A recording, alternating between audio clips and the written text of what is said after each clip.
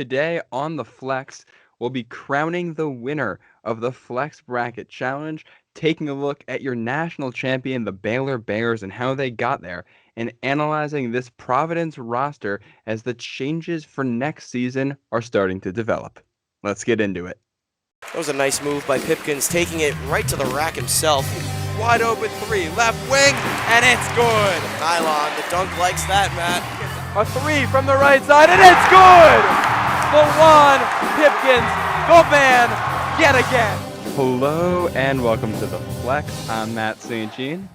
It's Joe Howie. It's been a while, Joe. Last time we did this was before the NCAA tournament. There's been a lot of basketball played. Unfortunately, no Friars basketball in that time. But there's been a lot of quality basketball. Yeah, Matt. It's been really nice to go almost a month of watching college basketball and not becoming aggressively irritated at the television for watching just so many things wrong with this Friars team except for Nate Watson. But we're back. It feels weird to be podcasting again. I mean, we haven't done this in a long time, like you said. And yeah, let's get into it. We got a lot to unpack today. A lot's happened. Yeah, we'll start with a recap of our tournament group. So we did our Flex Bracket Challenge. Thank you to everybody that joined that. We had a pretty sizable group. The winner is Remy Lagarde. Congrats to Remy. He's a friend of ours, longtime listener of the show, listener of us at WDOM. And he had the Baylor Bears and narrowly edging Philly Cheesesteaks, who also had the Baylor Bears. So Remy takes the top bracket. Congrats to him. He had Baylor over Gonzaga in the championship game. So, I mean, he picked that correctly. Of the final four, he had 3 of the 4 teams, only missed on UCLA and had Florida State there. So well done, Remy. Your mug will be in the mail shortly. Yeah, also shout out to Philly Cheesesteaks. That's actually a good friend of mine, Phil. We had art class together. God, that was 2 or 3 years ago now, with Mr. J in the old art business building that's like in the bowels of PC, like in the back next to the parking lot that no one goes to. But that's Phil. We would talk about Providence basketball during art class. And his second prize, as he suggested on Twitter, is a big head of me, like the ones that you see at the dunk. So we'll be sending one of those to Phil. Not really, because I don't know how to make those, but that would be pretty cool. Phil, if you pay for it, we'll send you one. If you figure it, no, how about this? If you figure it out, then we'll split the cost with you. Oh, that's a deal. Phil, if you're listening to this, you might get a free big head. Or not a free, but a half price big head. Yeah. It's funny you mentioned that building. Side note, we got robbed of our last couple weeks at school last year, and I never got to go in the building you're talking about. There's a handful of buildings on campus that I never went in, and I had a list. I wanted to make sure I stepped foot in every building on campus. And when we came back from spring break, I was going to make sure I ended up in all those buildings. Haven't done it, so whenever we end up back on campus, Joe, you're coming with me. We're going to all kinds of random buildings around there. Okay, well, you can go in that building without me because it high-key kind of sucks in there. It just smells like clay, and it's kind of really depressing. Some of the lights don't work in the hallways. You can tell where the school ships the money. It wasn't into that building. It's lower campus. We know how it is. unless you're the Ryan Center. If you're on lower campus, it's a little bit iffy. Or Fennel. But, yeah. Oh, yeah, Fennel. Oh, my goodness. But enough talking about Providence campus. We do want to shout out Sham Bracket. We don't know who it was that submitted that bracket, so if somebody wants to claim that, please do. I know who it was. You know who it was? Terry Sullivan. Ooh. Casey Sullivan, the manager, right? Yeah. Casey Sullivan's a good family friend of mine. Terry Sullivan is a devoted listener to the podcast. He wins the name challenge, Sham Bracket. It's clever, and it just sneaks up under your nose like God, Sham, God, Sham, Bracket. Had to win. Yeah, so we said we were going to shout out our favorite name, so there it is. Thank you for that submission. Thank you, everybody that played along with us. We're going to do this again next year. If we get more listeners, that prize might get a little bit bigger next year, too. Maybe it'll be more than a mug. So maybe Remy's going to take home some additional stuff next year, or somebody can try to dethrone him. But you want to talk about the throne, it's the Baylor Bears sitting atop it after a dominant performance over Gonzaga. one that I did not see coming. I thought Gonzaga was far and away the best team this year and was going to run away with that game. They did not. Yeah, Matt, I'm in the same boat as you. As soon as Illinois got knocked out, I immediately shifted my attention to Gonzaga.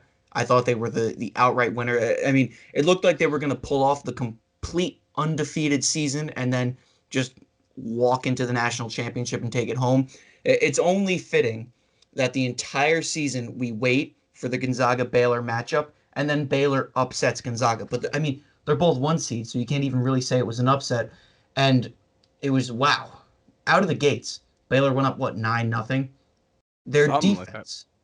their defense smothered Gonzaga. And Matt, Suffocating. we've said this probably 2,000 times since November.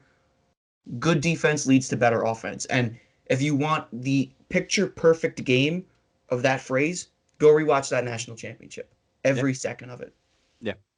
And that was, I mean, everything clicked for Baylor, and it started on the inside. It started with them just being athletically superior and getting off on the right foot. They got that lead. I mean, this is something we talked about with the Friars, how the plan of attack for the Friars is to try to build an early lead and then keep your opponent at arm's length the rest of the game. So even when they do make a run, even when they put shots together, they have to use up a lot of energy to come right back into it. The Friars hit 1 or 2 shots, and you can extend that lead back out again. That's what Baylor did all night long. And Gonzaga, I think, got it down to 9 in the second half. But, I mean, that was it. I mean, Baylor just pushed them away, and they maybe get back to 10, 11, 12 points, and then it'd be 19 points 2 minutes later. And that was just, and that was a Gonzaga offense that eventually kind of found its stride, but it took a long time to get there. They weren't ever comfortable. They weren't comfortable, and that's a huge testament to Baylor. By the way, I hate the narrative going around right now that Gonzaga plays in a mid-major conference, and that's why they lost. Gonzaga played some quality opponents this year. You can't really make that argument. What I will say is if Gonzaga had played quality opponents on back-to-back-to-back nights, back-to-back-to-back games during conference play, perhaps they might have been better prepared for a really physically challenging UCLA game separated by a day between the national championship. That's the only if I will entertain. But other than that, the whole WCC argument, it's kind of BS. Yeah, and it's like, and you can't say Gonzaga's out here not scheduling opponents. Gonzaga scheduled Baylor. They were supposed to play each other in the regular season. It didn't happen because of COVID, but it's not like they're sitting back and trying to play as weak a schedule as possible so they can get into the tournament. This isn't college football. It's college basketball. They schedule tough opponents, and they beat tough opponents. I mean, Gonzaga beat Creighton, I think it was, pretty handily earlier this year. They beat the 2, 3, and 4 seeds in their bracket during the regular season. So this is a team. And I mean, everybody saw that game against UCLA, which I want to talk about, but that was an amazing game. UCLA is a really, really good team this year. They were an 11 seed, but the way they were playing in the tournament, fantastic. Gonzaga still beat them. I think Baylor's win says a lot more about how good Baylor was than some kind of perceived weakness of Gonzaga. I don't think it diminishes Gonzaga. It's all about how good this Baylor team was, how athletic they are. And I mean, at the end of the day, basketball is about getting that ball in the basket. Baylor's just really good at hitting threes and maximizing their points on offense. And when you couple that with a defense that was one of the better ones in the nation all year long, and the athletes that they have, that's probably one of the best championship teams in NCAA basketball history. Not to mention Baylor lifts with their football team. I don't know if anyone saw that tweet, you'd understand what I'm referring to. I saw a tweet like Gonzaga : we want to have an undefeated season, some stupid thing like that. Underneath it says Baylor : oh yeah, well we live with the football team. I thought that was hilarious because just physically, Gonzaga looked overwhelmed by Baylor. Yeah, and that's a huge testament to the Bears and their training and just everything. It was completely shocking, that performance. And coaching too. I mean, let's not forget, Baylor did this to Arkansas. Baylor did this to Villanova. They did this all tournament long, and they did it all during the regular season until they got COVID too. Until they got COVID and dropped 2 games, it was neck and neck who was the better team between Gonzaga and Baylor. So I do. Now I want to talk about this Gonzaga UCLA game though, because that Final Four game, I've watched a lot of basketball. No, you've watched a lot of basketball in your life. That's the most entertaining basketball game I think I've ever seen. It was, I think the largest lead either team had was 6 or 7. The largest run either team had was 6-0. The game was close the entire time. There was like 22 lead changes, something like that. And have it come down to a bank shot in overtime to win. That is forgetting all the other ridiculous plays that happened before that. To end on that note, I tweeted after that we can end basketball now. Like, we did it. We beat basketball. Basketball's over. It's not going to get better than this. A bank shot in overtime from like 40 plus feet. Like that's not like a corner or like a wing shot. That's like a few feet across half court. Like Bill Raff, my favorite color commentator, said there's onions and then there's super onions with a kiss. A kiss meaning like a kiss off the glass. That was one fantastic call. Yes. Love Raff. Great call. But two, it sums up the shot perfectly. Like, it's the onions on Suggs to just be like, all right, I'm pulling up from 40 feet and this is going to go in. Oh my goodness, yeah. And then you go back, you look at the end of regulation. Gonzaga ties the game up. UCLA gets the opportunity for the last shot. Drew Timme with 4 fouls standing in there to take the charge. Oh, that was just fantastic. Like the guts that takes to be in there to make that play. And it was absolutely the right call. It was a charge. He got in there. He held his ground. And then on the flip side, you have Johnny Juzang collecting his own rebound in overtime and putting up the shot to tie it with 3 seconds left. I mean, that Suggs shot doesn't go in. UCLA finds a way to win this. We're all talking about that play. That's the I'm gonna do it. Who's the guy that hit the shot before Chris Jenkins? What? In the national championship? Villanova UNC? Oh, who hit that shot? Exactly. That's what's going to happen to Johnny Juzang now. Even though he Wow, okay. I didn't even know you were plays. setting me up there. I was like, wait a second. It was the kid from UNC, right? Yeah. The off-balance Marcus shot Page. with his Marcus feet. Page Yeah. hits that ridiculous shot, and that's the one that doesn't go down in history because it got overshadowed immediately. So, side note, my brother just walked into my room to get a water, and he's mouthing to me Marcus Page, and I didn't even notice that he was mouthing it to me. Thanks, Jack. That's fantastic. Yeah. All right. Do we have any other last thoughts on this tournament before we take things towards the Friars? Yeah, just a quick recap of Big East teams. Obviously Connecticut out in the first round. I think Dan Hurley's game plan was so transparent. We're going to give the ball to Book Knight and everyone else can go scratch. That didn't work because they double teamed Book Knight and they lost. Georgetown, I personally put them in my Sweet 16. I think that was premature. They did a great job in the Big East tournament, but they were just, again, overwhelmed. First time in the big dance in a while. Creighton, Nova both made it to the Sweet 16, but both of them got cakewalks. I mean, Villanova fans, if you say they got a cakewalk, they get all chafed and irritated. You got a cakewalk. You played Winthrop and then North Texas. Those aren't quality opponents. So for Villanova to roll through both of them, that's a cakewalk. Same thing with Creighton. And then they got the doors beat off them by the eventual national championship contenders. So there you go. That's the Big East in the tournament in 30 seconds. Yeah. And this is a year where it was pretty clear who the top 2 teams were, and everybody else was a notch below that. I'm happy we got the matchup, especially after the first meeting got canceled. I'm very happy. Like, even though the game was kind of underwhelming, I'm still very happy we got to see it. It was still a somewhat entertaining game. Still a lot of fun to watch a team blow the doors off somebody else when you don't expect it like that.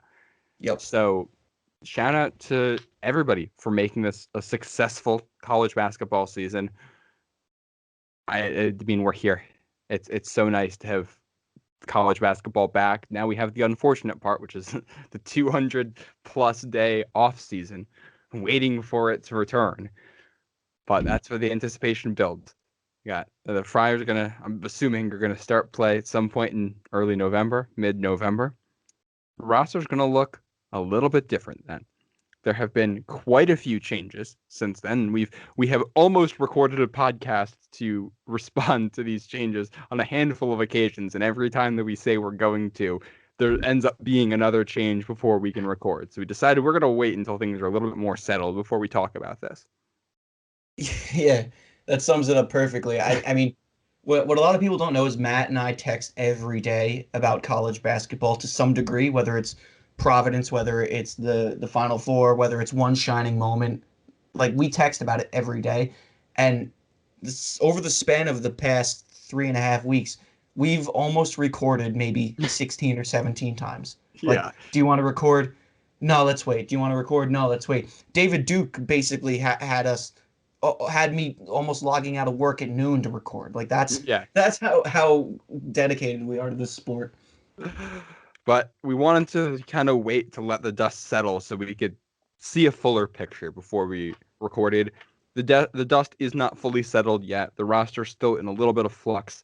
Maybe people leaving, maybe people coming in. This is probably not the finished roster that we're going to see in the fall, but we're going to keep doing podcasts to react as things happen. Let's first take a look at who's leaving. And this is a list that's going to be headlined by David Duke. There's 3 guys transferring out of the program. We'll get to them in a sec, but we can't look past Duke here. Duke leaving for the NBA, signing with an agent, and all reports indicating he will not be returning to Providence. He is leaving for the NBA regardless of where he gets rated or where he gets drafted. He's done. He has seen his last game in a Friars uniform. What are your thoughts now that we're here on that, Joe? Ooh, okay. I think the consensus across the fan base, the podcast, the program, the team, the coaching staff was that David Duke was going to test the waters. I think him coming out saying that he signed an agent and that he will be foregoing his NCAA eligibility was the biggest surprise to everybody.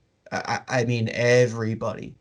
Um, Obviously, as Friar fans, graduate, don't graduate, leave the program, stay. We wish him the best. We want to see people from Providence succeed in the real world, whether that be a post-grad job or you go to the NBA. So obviously we wish him success. We don't want to see him fail. Selfishly, I think I speak for myself, you, and the rest of Friartown when I say we really would have liked him back for another year.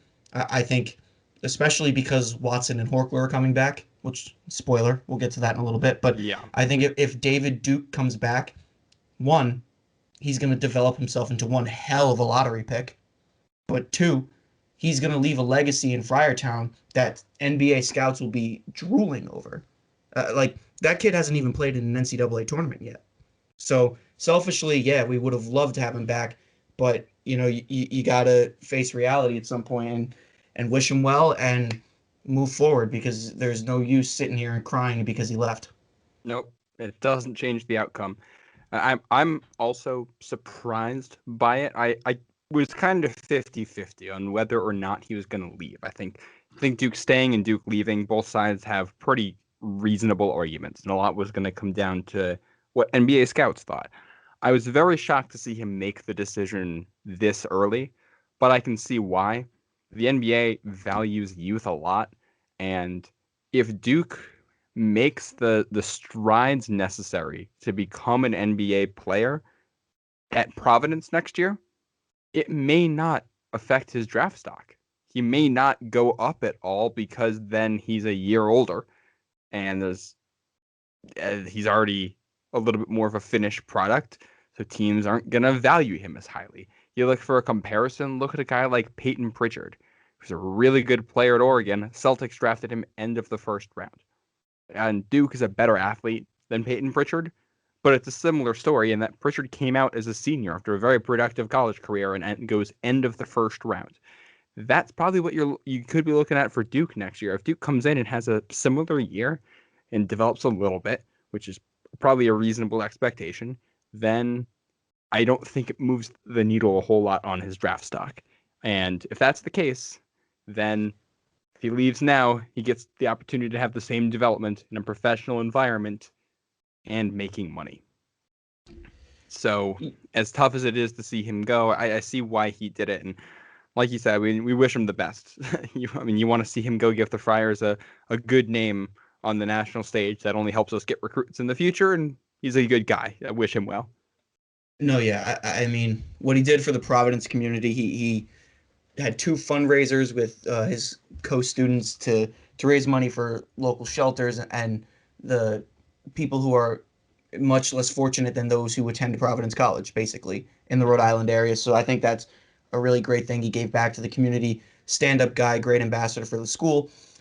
Just another note on development. I do think a lot of times these players, and this isn't to single him out specifically, but a lot of these college players that want to go pro focus a lot on the highs of their career and not so much on the lows. I'm sure he's heard a lot about what he's done wrong, and I'm not going to sit here and drone on about inconsistencies or anything like that. But I think what was it, 28-point performances, as well as, God, how many 20-point performances?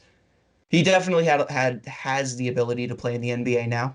I don't think anyone's going to debate that, whether it be a two-way contract with the G League or something along those lines. He definitely has the athletic talent to do that. I think what it comes down to now is where he will get drafted. Late first round, early second round, late second round seems realistic. I will say, to your point about youth, if he stays another year, regardless of senior or junior, he would have been a lottery pick. I don't think that's up for much debate. Oh, I would debate that because there's a 4-year college players and seniors usually don't go that high in the draft. Unfortunately, the NBA would rather risk a guy who's unproven but athletic really high than a guy who's a sure thing. That I think that's something we've seen. I don't think he would. I mean, maybe he cracked the top 15, but I think it would be very difficult for him to do, especially you look at the nature of the Friars offense and the way things run. If this team comes out with a similar scheme next year and Duke's going to be in the same position, even if he's a little bit better, you're not going to see a massive impact on the stat sheet. And I think he knows that. So, I mean, you could realistically see Duke's numbers go down next year if he stays because the Friars are a better team. I think he also knows that. So I think that makes things very difficult for him. This isn't like Chris Dunn, who is a top recruit. Duke's was just inside the top 50. Those guys are not a guaranteed lottery pick or anything like that. So we'll see what happens with him. Obviously, like we said, we wish him well. Friars are going to have a tough time replacing him. But he's not the only guy leaving. 3 other transfers, 3 bigs, Greg Gant, Chris Monroe, Jimmy Nichols, all leaving the program. Gant and Monroe both heading to North Carolina. Gant to North Carolina State, Monroe to North Carolina Central. Nichols, unknown at this point. What's your feeling on losing these guys? I mean, after that devastating, really embarrassing loss to DePaul, Ed Cooley told the press that he told his team there were going to be changes, and at some point or another, I think you have, as a player, you have to read the writing on the walls. And I think Chris Monroe was a great kid. I thought he had a lot of untapped potential, but if you're getting like 3 minutes a game and the coach says there's got to be changes, read the writing on the wall. Same thing with a guy like Greg Gant, because listen, was Greg Gant a starter? Was he a 20-minute player? Yes, he was. Did he fit our system the way we would have liked? No. It was a really poor fit, which sucks because I think Gant's got a lot of potential and a lot of upside. Mm-hmm. I think Nichols was the biggest shock because he probably benefited from the most playing time and the most starts out of the 3. Yeah. Again, a weird fit because he's not necessarily a true power forward. He fit that hole in our lineup just because. But again, when your offense thrives on Nate Watson scoring in the paint, a guy like Nichols, who doesn't have the most consistent outside game, kind of gets lost in the shuffle. So it's understandable. The only thing, obviously, these 3 guys, we wish them well going forward. The only thing I didn't like about these transactions was Gant made a comment in some interview that he didn't have the opportunity to showcase his abilities at Providence. I got to disagree there. I think he had plenty of opportunity, but he just didn't capitalize. Saying it's a bad fit and saying you didn't get opportunity are 2 very different paths. It's a Yeah. bad fit. Yes, a bad fit everyone can see. But saying you didn't get opportunity, well, I don't know about that one. You got plenty of playing time. There were plenty of offensive sets called where you had the ball in your hands. You just didn't capitalize. But hey, maybe NC State's a better fit where he has the opportunities to capitalize on that. But I don't know. Yeah. We wish these guys the best. But them leaving opens up scholarship spots for more guys to come in, which Yeah. is a good transition point.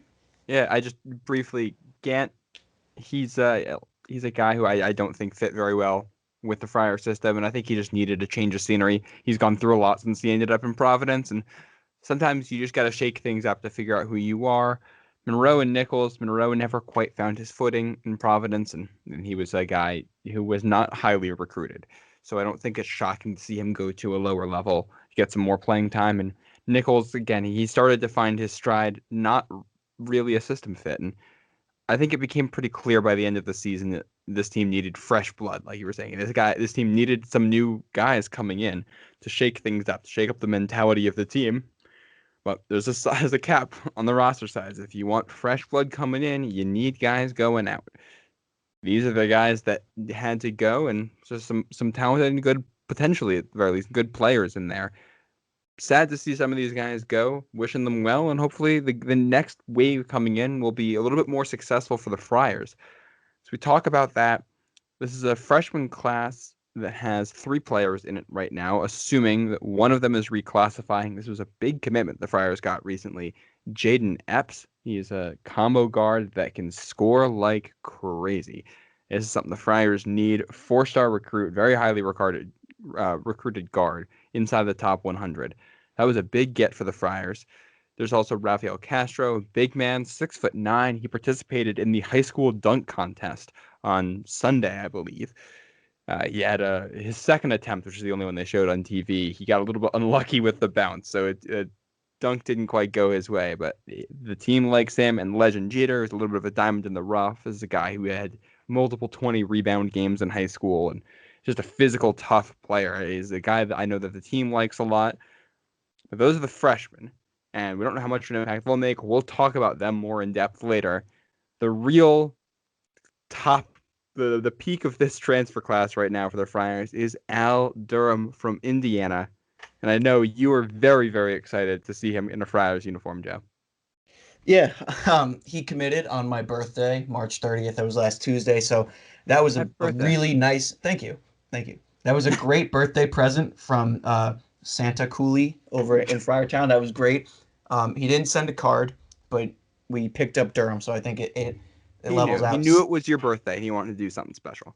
Yeah, I think that's how it works. But Al Durham, Matt, I tweeted this out. It got a lot of attention, but the Lawan Pipkins effect. This is something that we need. It's a transfer guard that's crafty, can score. Is a little bit of a combo guard. I wouldn't say he's I wouldn't say he leans towards a point guard like Pipkins. If anything, he leans bigger, more towards a wing. Regardless, a crafty scoring guard that comes in for his graduate transfer year and makes some noise for the Friars. I think he will fit this role very nicely. He torched us when we played Indiana in the Maui Invitational in North Carolina. So I'm Just excited. 2020 things. Just 2020 things. The Maui Invitational in North Carolina called by Bill Walton. Yeah, that was a trip right there. Bill Walton, by the way, I actually think he's hilarious. Like I watch a lot of his commentary videos on Twitter. Like he eats cupcakes with lit candles and he just shoves it in his mouth. He barks like a dog. He makes weird alien groaning noises. So I think it's funny if it's not your team. But I was so irritated by by the way we played that game, but 2, because he was just babbling nonsense the entire game. And so I had to put it on mute at one point. I was like, I can't listen to this. If I see that I have a Twitter DM from you, there's a 50-50 shot that it has something to do with Bill Walton. Regardless of the time of year or time of day. There's a 50-50 shot you're sending me a clip of Bill Walton. I Yep. mean, he had a great time with UCLA in the Pac-12 in this tournament, but you talk about Al Durham.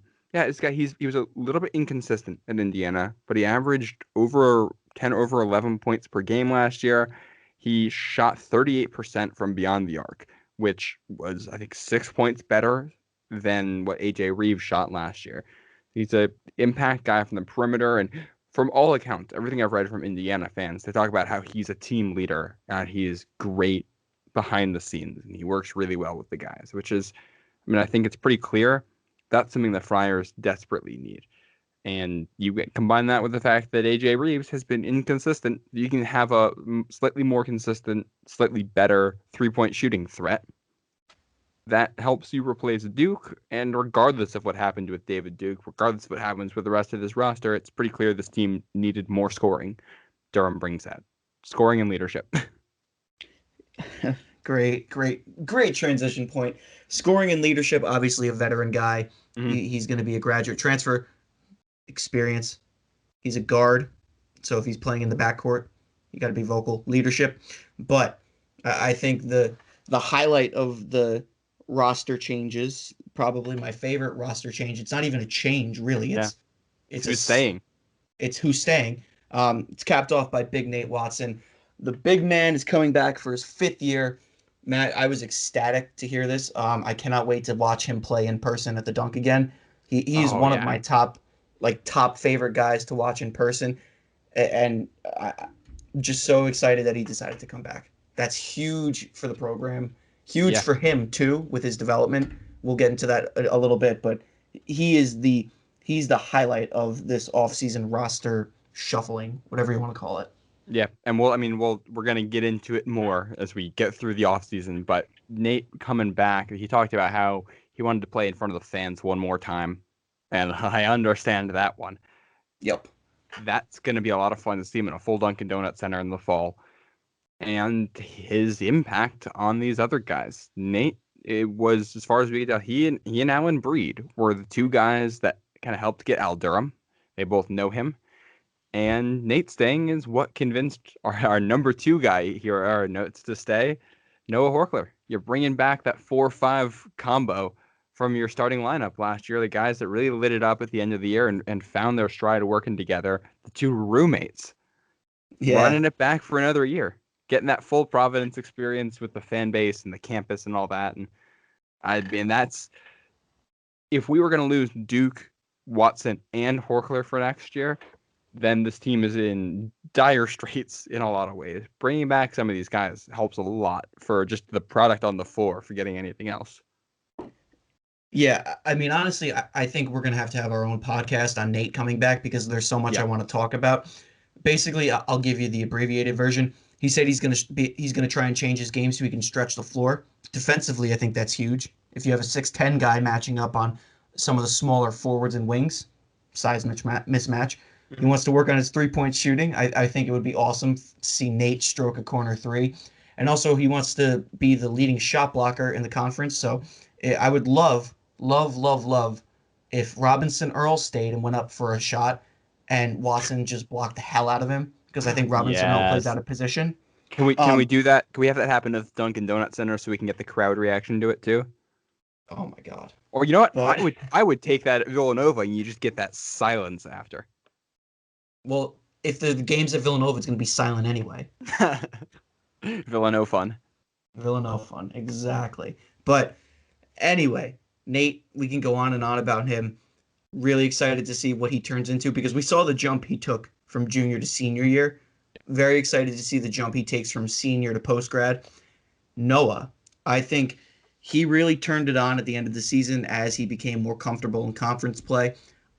He was a starter. He will more than likely remain a starter, and he was the filler for the hole at the 4 spot. We tried a bunch of different guys. I think Nichols and Gant were our 2 go-to guys, and Noah got lost in the shuffle playing just 7 minutes a game in the first half of the season, and then he was breaching the surface of a double-double every game in the final 8 games. Yeah. He's going to be an every game starter. He's obviously much more comfortable now, and with a full offseason to develop, he should be one of the best stretch bigs in the conference next year. Yeah, and let's not forget the fact he's the team's leading 3-point shooter. Coming back, I mean, they need the stuff from the perimeter, and you laugh, but that was a huge impact for him. No, you're right. Brought late, so that's where it's all right. I mean, if Reeves adds a little bit, and Reeves is staying too, then as far as we're aware. If it's Reeves, Durham, and Horkler from beyond the arc, that should give you a little bit more of a presence than you had last year, at least in some ways. Obviously, Duke is a very good three-point shooter. He was the second best on the team. Statistically, they're a little bit worse next year, and you're counting on some growth from some of these guys. But there's some potential there. It shakes things up, which, like we said, you needed some fresh air in that locker room. You're keeping some guys that are key leadership guys, and you're bringing in guys that are key leadership guys and who can score. So I think that is a breath of fresh air. I think we do have to mention one other guy who's staying, guy who really is a key cog in the machine in Friartown, has been for a long time. It's Andrew Fonts. He's taking advantage of that extra year. He'll be back. Yeah. I need to see Andrew Fonts hyping up the crowd one more time. Andrew Fonts, the walk-on. I thought he did a good job hyping the guys up and serving as a vocal leader in the Big East tournament game against DePaul. Obviously, he got a couple of minutes too. He didn't really do much statistically, but vocally he was there and he was present. But I can't help but laugh. I mean, we're talking about our starting center and power forward coming back, and then we bring up the walk-on. Hey, from the top of the roster to the bottom of the roster, we're keeping guys. I just I want to circle back to AJ Reeves for a second. In terms of guys staying, there were rumors that Reeves would leave. There was no real evidence behind it. I think people just get scared in the offseason for some random reason. AJ is gonna be the guy that you want to watch the most. I guess we can't really watch him, but he's the one that should be developing the most in this offseason. With Duke out of the picture and newcomer Durham in, Reeves should be one of our top, if not our top or second. Mm-hmm. He'll be one of the top 2 scoring options next season, which means he's really got to take a step up with respect to his consistency and his outside jump shot. Because a lot of times it was on fire, and it looks really good when it goes in, especially from the corners. But a lot of times it was off, and when it was off, it was like completely off. It wasn't like, it's like rim rattling. It was like air ball or brick. Yeah. And there's going to be a lot of pressure on him to step up and develop for next year. He's not living in David Duke's shadow anymore. He's going to be a key part of this team. And it's pretty clear that he wants that. He wants to be in the spotlight. He's going to get that opportunity next year. So it's make or break. And this is a guy, AJ can go to the league. If Reeves puts it all together, he can be an NBA guy. But it's been 3 years now and he hasn't done it. So if he's going to do it, this is it right here. And obviously with all these guys, you kind of lose a year of development. So take that into consideration with him. But you're not going to lose it for next year. He's going to get the summer. He's going to get the fall to work on everything. And he's going to be the guard in a lot of ways that this offense goes through when it comes to scoring options. So, again, pressure's on him. But we got a long offseason ahead of us. We're going to have a lot of things to talk about. We're going to try to go into this stuff in depth as we go through the offseason. We have some stuff in the works for you guys, but we're willing to take suggestions. If you guys have any questions or anything you want to hear us talk about, anything in Friartown, we're willing to talk about it. I know we had talked behind the scenes about going back and looking at old games, either from this past season or going back a few years, talking about some older experiences, things like that. If that's something you guys are interested in, please let us know, because we'd love to do that stuff. And we're going to be keeping it up to date as we hear more news. We do expect probably some more changes with the Friars roster. They are still working the transfer portal, so they may be trying to bring some new guys in. If that happens, we'll be right on top of that to talk about how it's going to affect the team for next year. Talk about anything else that changes in the world of college basketball. We'll talk about, there's been a lot of changes in the Big East, and we're going to have to get to those at some point. And before you know it, the weather's going to get warm, and then it'll start to cool down again. Those leaves will start to change colors, and we'll get that schedule that comes out. Find out who the Friars are playing next year. Before you know it, Friars are on the court. We're playing games, and we're doing this podcast basically every night of the week again.